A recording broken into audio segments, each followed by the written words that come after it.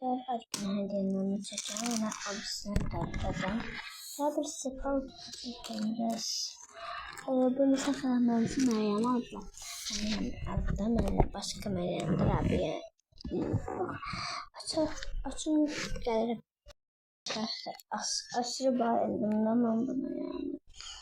Güzel çıktı ama bunu burası açmak burası olacak. Onu açmak açtım. Aşırı böyle çok güzeldi de. Beğendim ben yani. Şimdi abisini getireceğim. Arkadaşlar de böyle bir şey de dostlar. Bakın böyle bir göster. Açım gelirim. Bakın bunu açırsınız, renglerirsiniz de asırsız otağımızda.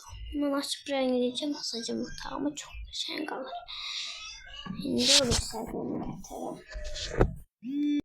Daha çok sarılsa sütunu getirip de bu idman dersinde lazım olur besin kar. İnşallah 5. sınıfta bunu takacağım, 4. sınıfta. Bu geçebilir. Takırsız idman koftalarınızı böyle açıp koyabilirsiniz. Bir dakika açıp gelin. Evet dostlar bakın. İçine koyalım.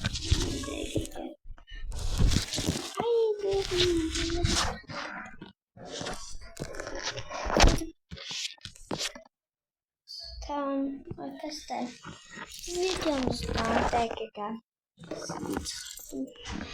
Videomuzdan bu kadar. Umarım beğendiyse abone olmayı unutmayın.